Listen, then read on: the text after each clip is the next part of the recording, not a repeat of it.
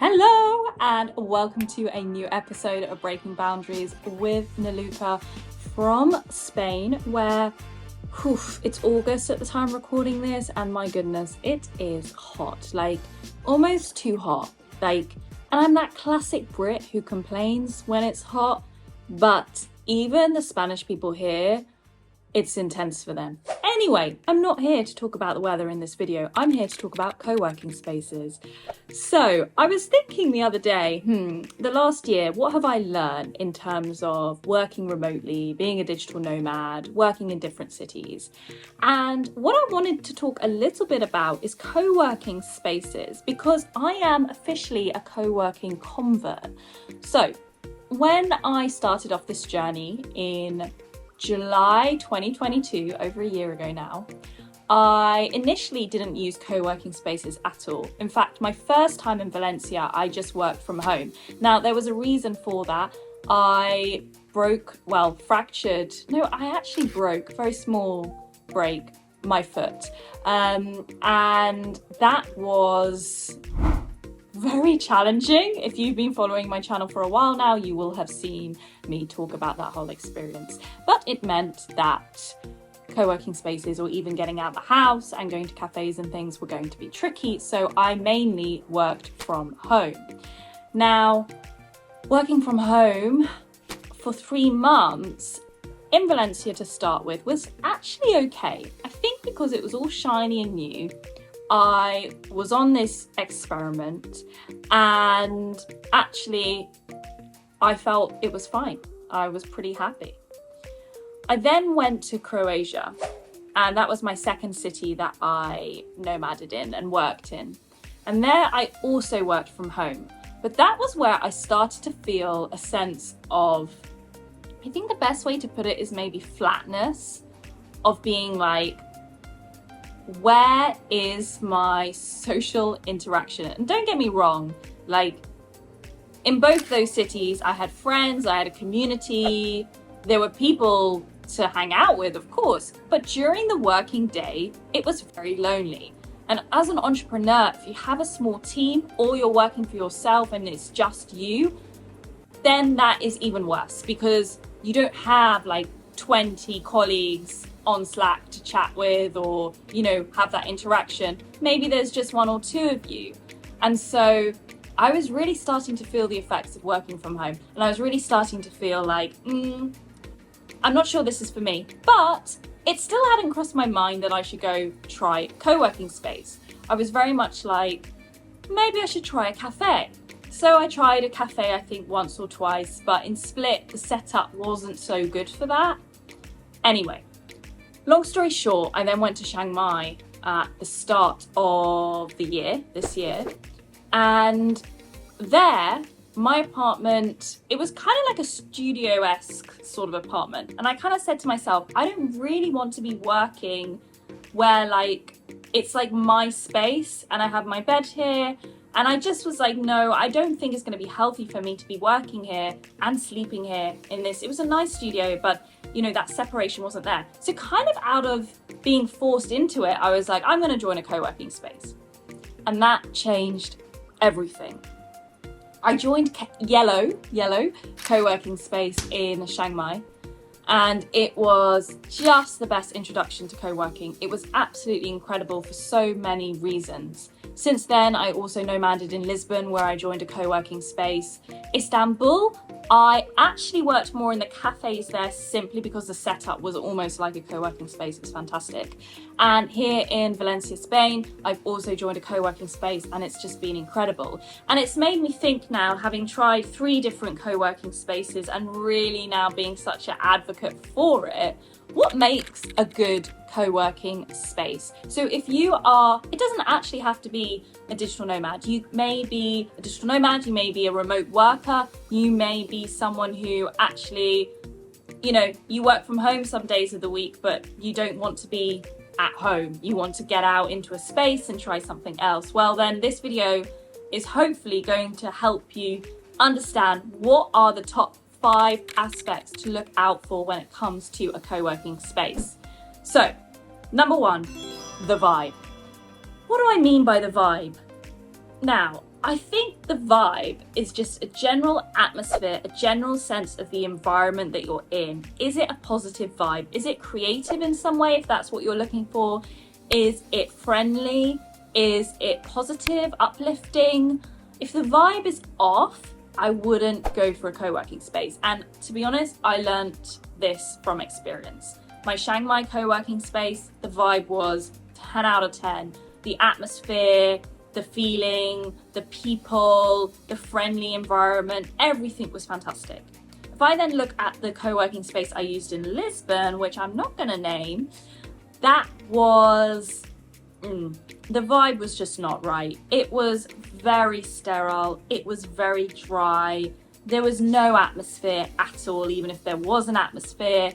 And I must say, looking back, I don't think it was worth the money. So that's number one, check the vibe. Think about what's important to you and think about the type of vibe and atmosphere that you want from a co-working space. And if it meets what you're looking for, brilliant. Number two, the design. So the design is something where I think some co-working spaces get it really, really well and they nail it. And what they do is they don't just create like an office feel. They don't just have white walls and a standard, corporate office feel. They do something a little bit creative. And again, Yellow in Chiang Mai was a brilliant example of this. They had this net floor area, they had a chill out zone, they had these pods. It was very, very cool. I'm almost imagining that kind of startup-y feeling to a lot of co-working spaces can work really nicely. So what is the design like? What is the furniture like? What is the layout like? Are there nice booths? Are there hangout areas? Is the vibe, not just the vibe, but is the design right? And does the design make you feel inspired in some way? Or is it just like recreating a standard boring office environment? Number three, the value. So this one is so important because I think as the number of remote workers rises, as the number of digital nomads rises, these co-working spaces are going up in price. And I think the value is really important. So some of these co-working spaces, I have to admit, they are charged too much for what you get. Others, they're brilliant value. Again, I go back to the Chiang Mai one. It was incredible value. You paid, I think it was around £80 a month, but included in that, you got a free drink of your choice every single day. Now, obviously that is Thailand, Chiang Mai, so the prices is gonna be less. But definitely I've seen co-working spaces in Europe which are charging way more than you need to pay for one of these. So think about, when you're looking at the price, think about what value I'm getting for this. Is it 24/7? Is it something like they do perks or discounts at yoga classes? Some places do these extra perks for members. Is it that they give you a free drink every day or a free coffee? Think about how much you're paying. And if, to be honest, you're paying an extortionate amount simply to have a desk and a place to sit, well, it may not be worth it. Number four, nail the basics. So what I mean by this is every co-working space has to have that basic hygiene factor, which is strong Wi-Fi, comfortable environment to work in, good air conditioning. If you are working somewhere warm, which most of my countries I've been in, cities I've been in have been, what's the aircon like? Because that is going to make or break it. And there are a couple of other things to think about. For example, if you are someone who needs a monitor, the quality of the monitors should be pretty high. So just those basic factors, Wi-Fi, aircon, the general desk setup itself should be a tick in the box.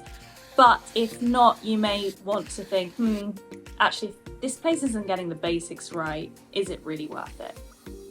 And number 5 is the community.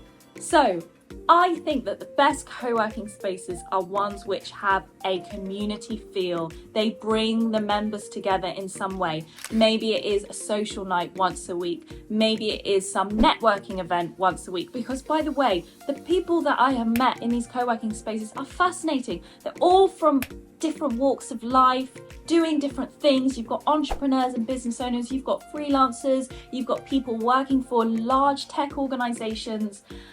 Bringing that community together and having that social interaction can be really, really powerful.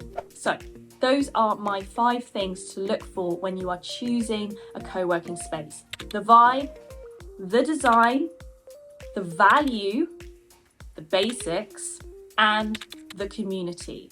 That is key. Of course, there are other things you may want to consider, for example, the distance to where you're living. I'm very lucky here in Valencia. My co-working space is 5 minutes away, meaning that I can actually come home for lunch, which is super good and allows me to save some money versus having to eat out every day if I was, say, working somewhere half an hour away. But that's all down to personal preference. I guess just to close, I think there's also something around the mental health benefits of co-working spaces. And actually, a friend of mine who I met here in my current co-working space said this to me. He said, it's like therapy to me. Because he had also gone through what I had gone through, which was an extended period of time working from home and then just being like, this is not right. Like we're human beings. We need social interaction. We need to be around people. And if you are, especially if you're living alone and you don't have flatmates, then it can become very lonely and it can become very uninspiring and you can feel very flat. So when he said, you know what, it's like therapy to me, I was like, yeah, I get it. Those micro interactions you would normally have in an office, for example, at the water cooler, that's so American, water cooler, or, catching a colleague on the way into work, we lose that when we're remote workers, or we potentially lose that. And I'm very conscious that that can be very detrimental because those little micro social interactions during the day, they can mean so much and they can just cheer you up. Now, if you choose a co-working space where particularly, number 1, the vibe is right, and the 5th thing I mentioned there's a community aspect, well, you will get those micro interactions and you will start to feel like, not that you're in an office or like a company, but that you almost have these colleagues-ish. They're not really colleagues, obviously, they don't work with you typically, but they are those people that you can just be like, do you fancy getting lunch together? Or how are you? What are you doing after work today? And that for me has really, really improved my whole experience on this journey.